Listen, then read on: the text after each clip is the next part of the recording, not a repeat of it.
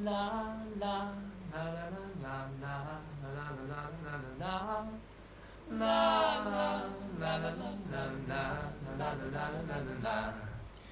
Sitting around singing songs till the night turns into day. Used to sing about mountains, but the mountains washed away. Now I'm singing all my songs to the girl who won my heart.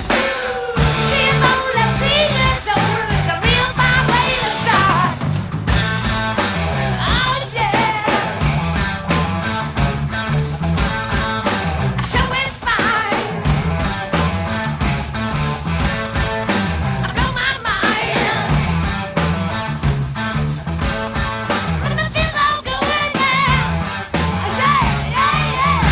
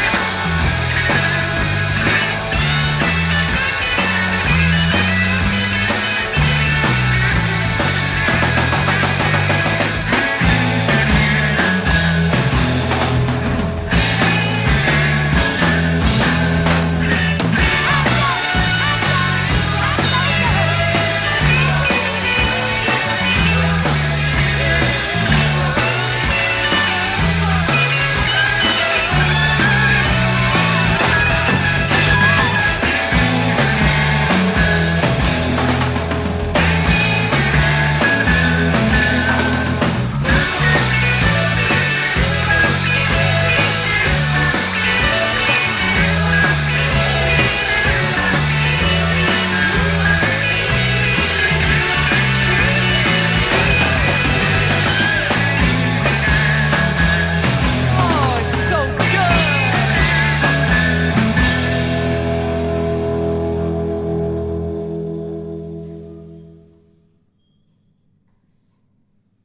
Oh, Nice. This is Yeah. fun to listen to. good song, really good Ocean. song by Led Zeppelin. Seems to be the ocean is the huge crowds in front of them wherever they go to perform.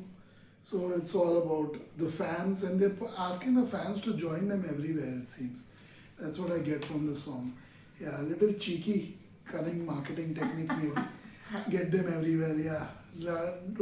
Leave their homes behind, family life behind, and Kinda just does. be on the band, be with the band wherever they go. Yeah, incidentally, that used to happen a lot in those days. People really had not much to do maybe with their time, and of course, tickets must have been way cheaper than what they are today. Ah. Yeah, it's interesting to see this video put together by the fans. I don't know if we can share that video, but if we can, then yeah, it's interesting to see they started more or less like the hippie culture with that long hair and no t-shirt, shirt, nothing, just a jacket or so on top or a shirt, bare chested literally. And then towards the end, when they were possibly millionaires with all their oceans paying up for their bills, they were dressed up in more or less very nice designer suits or designer I label know. clothing and nice well done hair and things like that. So that just shows you how much the The journey. ocean technique paid for their bills. Their own bills and their own lifestyle. Rock and roll, rock stars lifestyle. Yeah, so yeah, I mean it's a little cheeky from them earlier on maybe in their career. But yeah, most rock bands did that. And they were told to do that by their managers and record labels. So that's how they made a lot of their money. You know, they really didn't care about their fans. You know, they had to pay bills or they had their own life. They really didn't care much. And that can be seen, you know, even today with social media and how musicians and rock stars treat their fans. So you kind of get that sense, you know, they are just there for themselves and not for their fans. And of course, that's how it is probably with most professionals around the world, that they just there to for themselves to do their job, to pay their own bills, and they care two hoots about you know, their paying customers, so to speak. I've been fortunate, maybe I look at it from a different point of view because I've been fortunate for most of my professional career to be a trainer, life coach, counselor, and a therapist of sorts. So, yeah, I mean, maybe I look at it from a different point of view because when I'm working, it's all about empathy for my clients to see things from their point of view So maybe in my profession, I see things from their point of view, and people like musicians and all just don't have that kind of empathy. So yeah, maybe I see through their tricks, so to speak, or their stunts, or their marketing skills or talents, if you want to call it that. But most others don't. Even the fans don't, obviously. That's why they fall for it. While entertainment came at a cost, uh, the world saw a different side of state of entertainers before entertainment became money making. There were times when I think there was a lot of literature. Now that literature will not be believed by people, and of course, people will abuse if they read that literature. But whether it was painters, singers, artists, dancers, they all had very minimum means to live or live their life before Second World War or something like that. I can say very safely, because entertainers were just perceived as extra part of the society, not actually necessary for a social movement, or not social movement, how do I say it, for a society to flourish or for a society to continue operate. So they were just an extra side, something that was not needed. They weren't like today. We consider entertainers as a salt or as a seasoning or as a taste maker in the society, the way we live, because without them society would be pale, there wouldn't be much to do. But back in the day, I think they were not considered that, and that was wrong of the people. So you have so much literature, at least in local language in India.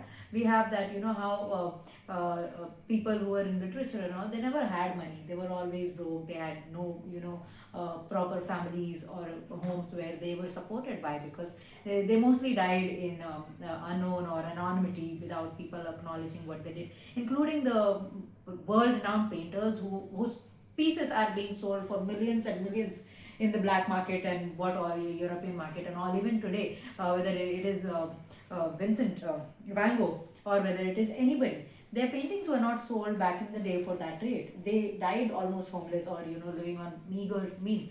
But today, the same people, they don't even know, they must be cursing from their graves. If there is a concept that you can see after you're dead, what happens, and they saw that their work is being sold by some people and they have a lavish life and they have mansions and all and properties because of their art that they have left behind. I'm sure they must be feeling pathetic, because they must be thinking, I never had that, and these people are selling my work and getting that. So that is how it is. But it's changed, and I can see that today entertainment has amazing value and people want to be in the field of entertainment, and there is no harm. When they started it, it felt like this, that company does it. I'm kind of a charmer. I'm a what is that bagpiper, the bagpiper with the rats, taking them. There was a song also, Pink Floyd, or was it that Jethro Tull or Pink Floyd? Somebody has this song, one British band, about how the bagpiper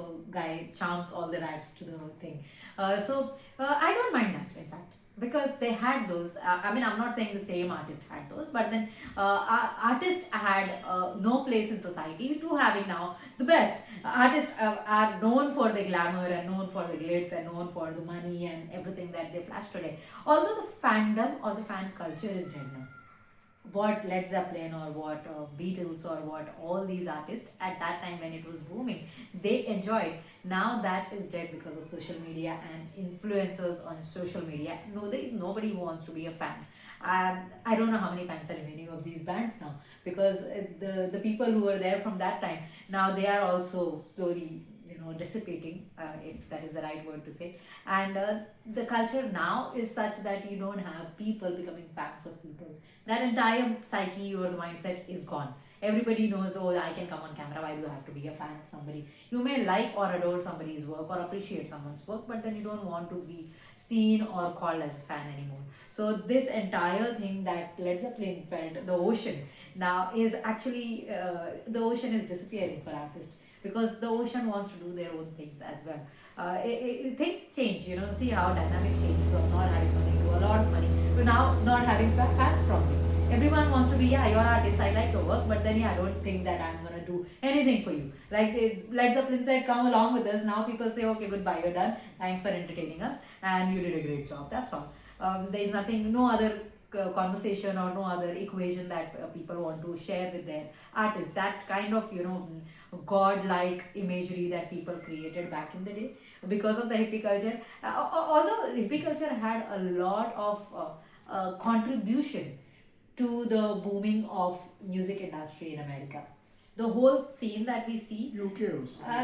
but it went directly, everything just got into one direction and they all went to America. Although mostly they were all British bands, but then they made it big through America.